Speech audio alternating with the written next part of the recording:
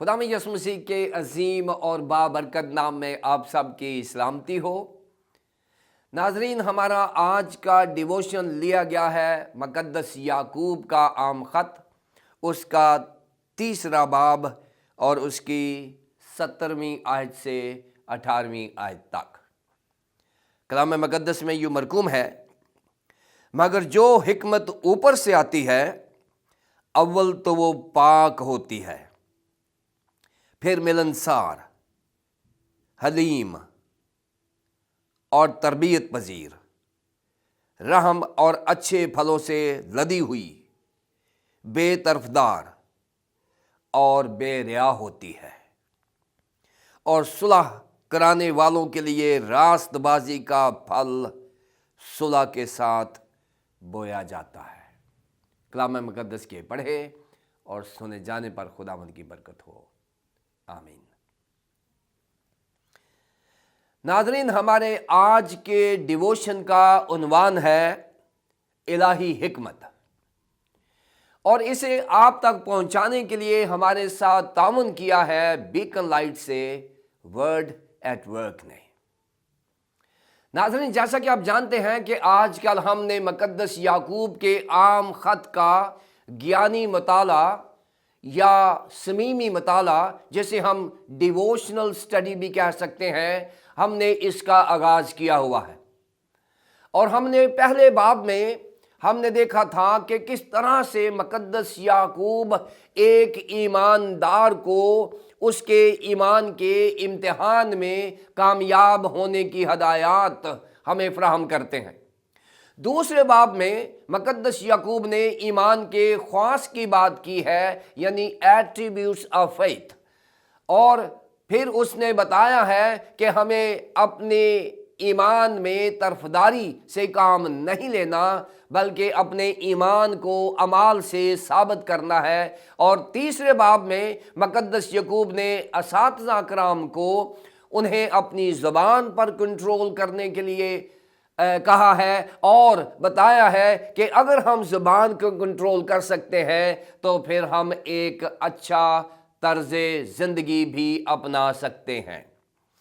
ناظرین، ہم نے گزشتہ اسباق میں دیکھا ہے کہ کس طرح سے مقدس یعقوب جو ہیں وہ حکمت کو اپنا مضمون بنائے ہوئے ہیں، مقدس یعقوب کے عام خط کے 3 باب کی 13ویں سے 18ویں آیات تک۔ اور اب آج ہم الہی حکمت کی بات کر رہے ہیں کہ جس کا تعلق زمینی حکمت کے ساتھ نہیں ہے۔ ناظرین، 3 باب کی 15ویں آیت میں مقدس یعقوب نے ایک ایسی حکمت کا ذکر کیا ہے جس کا تعلق زمین کے ساتھ ہے، جیسے اس نے دنوی حکمت کہا ہے، یا اس نے نفسانی اور شیطانی حکمت کا بھی نام دیا ہے۔ اور یہ ایسی حکمت ہے جو انسانی عمر اور انسانی تجربہ اور تعلیم اور تربیت کی بنا پر ہوتی ہے۔ اس کے ساتھ الہی حکمت کا کوئی تعلق نہیں ہے، کیونکہ یہ وہ حکمت ہے جو ہم اپنی عمر، تجربہ، تعلیم و تربیت سے حاصل کرتے ہیں۔ لیکن 17ویں اور 18ویں آیت میں مقدس یعقوب نے بتایا ہے کہ الہی حکمت کیا ہے، کیونکہ انسانی، نفسانی اور دنوی اور شیطانی حکمت جو ہے 16ویں آیت میں وہ فساد کی جڑ بھی ہو سکتی ہے۔ لیکن فوری طور پہ مقدس یعقوب نے ایمانداروں کے لیے 17ویں اور 18ویں آیت میں اس باب کو مکمل کرتے ہوئے، اس کا اختتام کرتے ہوئے ایمانداروں کو ایک ایسی حکمت کے ساتھ متعارف کرایا ہے کہ اگر ہم ایماندار ایسی حکمت کے حامل ہوں جس کا تعلق خدا کے ساتھ ہے، جو اوپر سے اترتی ہے، تو پھر ہم زمین پر ایک معیاری مسیحی زندگی گزار سکتے ہیں۔ ناظرین، یہ جو الہی حکمت ہے اس میں 8 خوبیاں ہیں۔ ہم نے دنوی، نفسانی اور شیطانی حکمت میں دیکھا کہ اس میں کون کون سی چیزیں پائی جاتی ہیں۔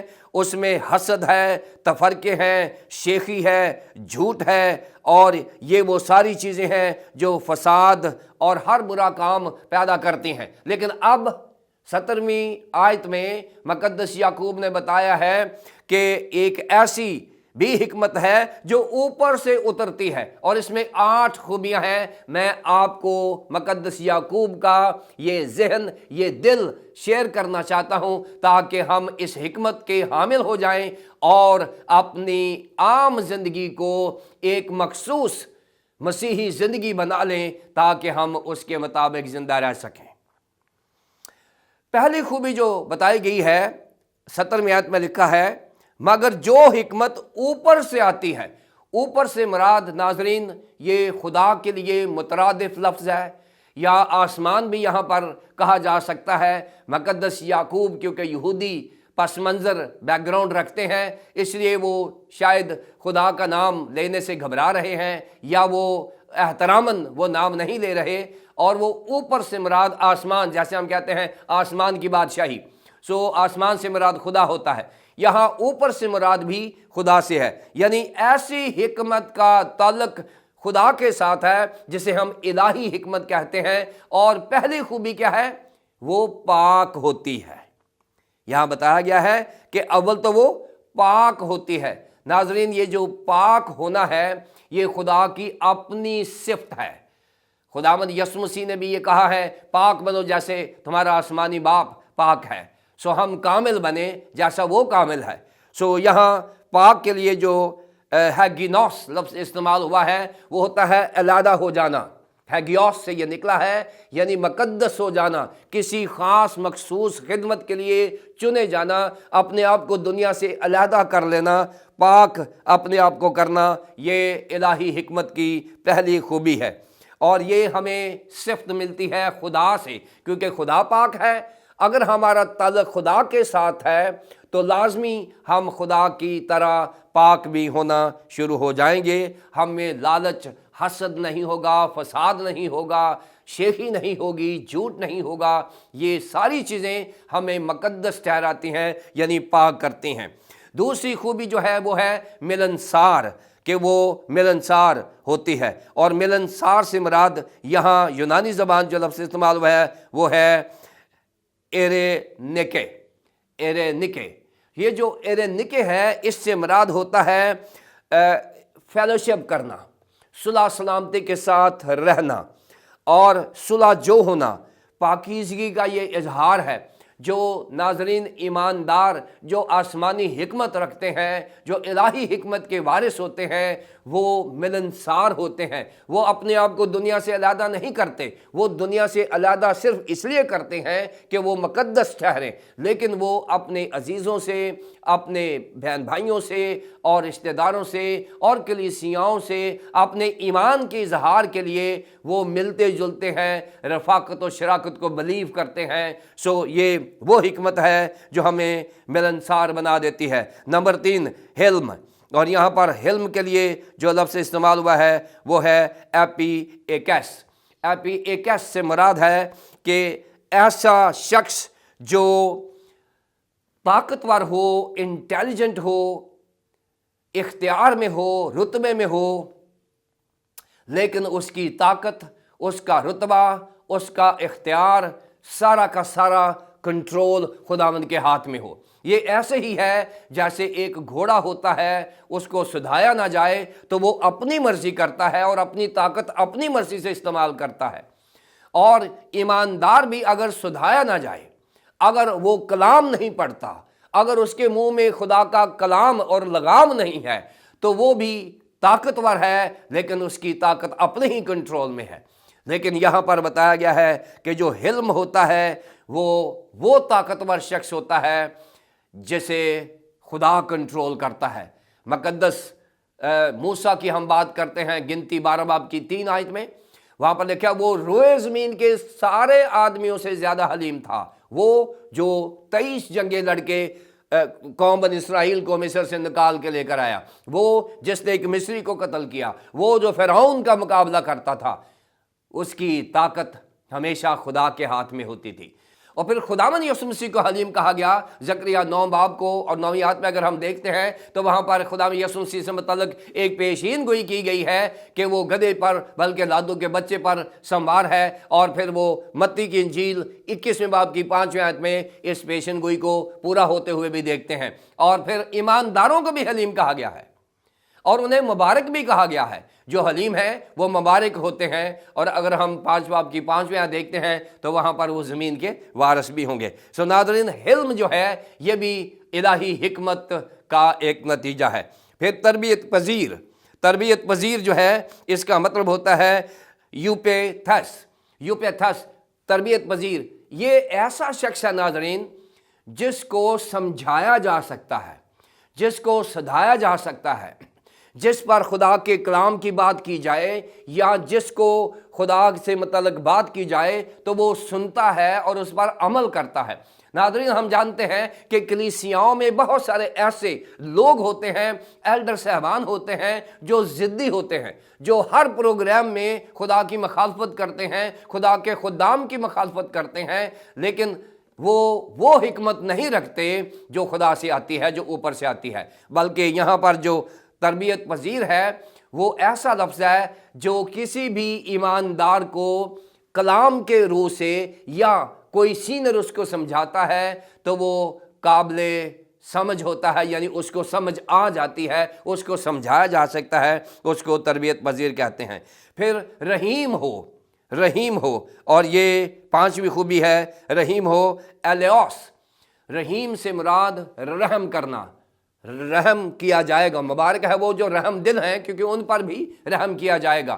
سو رحیم ہونا خدا کی صفت ہے، خدا رحیم اور کریم ہے، قہر کرنے میں دھیما اور شفقت میں غنی ہے۔ سو یہ خدا کی خوبیاں ہیں جو الہی حکمت سے ہمیں انسانوں کو ملتی ہیں، اور یہ جو ہمدردی، رحم کرنا، ترس کھانا، یہ خدا کی ذات اقدس میں پائی جاتی ہیں اور ہر ایماندار میں ہوتی ہیں جو الہی حکمت کا حامل ہوتا ہے۔ اور پھر جو الہی حکمت کی زندگی ہوتی ہے، جو الہی حکمت کا ایماندار ہوتا ہے، وہ اچھے پھلوں سے لدا ہوا ہوتا ہے۔ اور اگر آپ جائیں غلطیوں کے خط میں 5ویں باب کی 22ویں اور 23ویں آیت میں، وہاں پر ناظرین آپ کو روح کا پھل ملے گا، اور یہ اسی کو ملتے ہیں جس کا تعلق روح القدس کے ساتھ ہے، یعنی اسی کو ملیں گے جس کے پاس روح القدس کی نعمت ہے، جسے حکمت کا کلام کہا جاتا ہے، جو پہلا کرنتھیوں 12ویں باب کی 8ویں آیت میں جس کا ذکر کیا گیا ہے۔ اور ایسے ایماندار میں کیا ہوتا ہے؟ محبت ہوتی ہے، خوشی ہوتی ہے، اطمینان ہوتا ہے، تحمل ہوتی ہے، مہربانی ہوتی ہے اور نیکی ہوتی ہے، ایمانداری ہوتی ہے، حلم ہوتا ہے اور پرہیزگاری ہوتی ہے۔ یہ وہ ایماندار ہے جو الہی حکمت کا حامل ہوتا ہے۔ اور پھر 7ویں بات بے طرفدار ہوتی ہے۔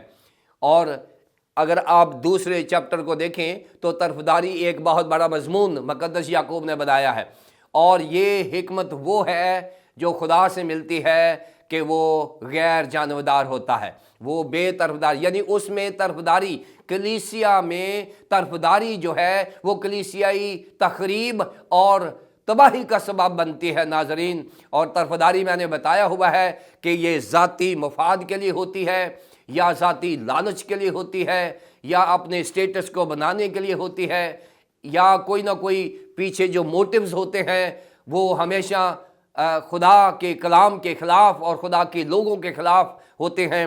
سو الہی حکمت جو ہے اس کا نتیجہ غیر جانبداری اور بے طرفداری ہے۔ اور 8ویں نمبر پر وہ بے ریا ہوتی ہے، یعنی ایسی حکمت جو کسی شخص کو ریاکار نہیں بناتی، اس کو ریاکار بننے سے روکتی ہے۔ ریاکار ہپوکریٹس ناظرین استعمال ہوا ہے یہاں پر، اور یہاں سے ہپوکریٹ یعنی وہ ہوتا ہے ریاکار ناظرین، وہ ہوتا ہے کہ جب ہم ڈراماز دیکھتے ہیں، کوئی شو دیکھتے ہیں، تو ایک ڈرامے میں کوئی ڈاکٹر بنا ہوتا ہے اور وہ اصل زندگی میں ڈاکٹر نہیں ہے، یعنی وہ ایکٹ کر رہا ہے۔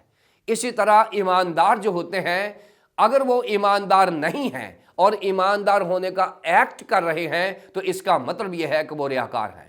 الہی حکمت ریاکاری سے ہمیں بچاتی ہے۔ ناظرین، خدا کے بندہ مقدس یعقوب نے ہم ایمانداروں کو الہی حکمت کی 8 خوبیوں سے آراستہ کیا ہے جو ہمیں روح القدس کے وسیلے سے حاصل ہوتی ہے۔ سو الہی حکمت کی پہلی خوبی یہ ہے، اول تو وہ پاک ہوتی ہے، پھر ملنسار، حلیم اور تربیت پذیر، رحم اور اچھے پھلوں سے لدی ہوئی، بے طرفدار اور بے ریا ہوتی ہے، اور صلح کرانے والوں کے لیے راست بازی کا پھل صلح کے ساتھ بویا جاتا ہے۔ مبارک ہیں وہ جو صلح کراتے ہیں، क्योंकि वो खुदा के बेटे और बेटियां कहलाएंगे। नाज़रीन, अगर मैं और आप खुदा के बेटे और बेटियां हैं तो फिर इलाही हिकमत की ये 8 खूबियां जब हमारे अंदर आएंगी तो हम सुलह जो हो जाएंगे। हम सुलह करने वाले, सुलह चाहने वाले और सुलह कराने वाले बन जाएंगे। और फिर हमारा स्टेटस क्या होगा? मुबारक हैं वो जो सुलह कराते हैं, क्योंकि वो खुदा के बेटे और बेटियां कहलाएंगे। खुदावंद मुझे और आपको इस इलाही हिकमत को हासिल करने की तौफीक अता फरमाए। आमीन। आइए हम दुआ करें। बुजुर्ग प्यारे आसमानी बाप, हम तेरा शुक्रिया अदा करते हैं कि खुदावंद तेरे बंदा याकूब ने हमें इलाही हिकमत से मतलब समझाया, सिखाया और इसके हसूल के लिए पाहकरू के साथ जुड़े रहने के लिए फरमाया।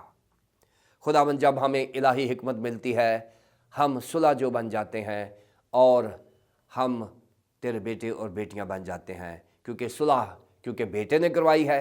इसलिए जो भी इस मिनिस्ट्री को जारी रखेगा वो बेटा ही कहलाएगा और बेटी ही कहलाएगा। यीशु मसीह के नाम से।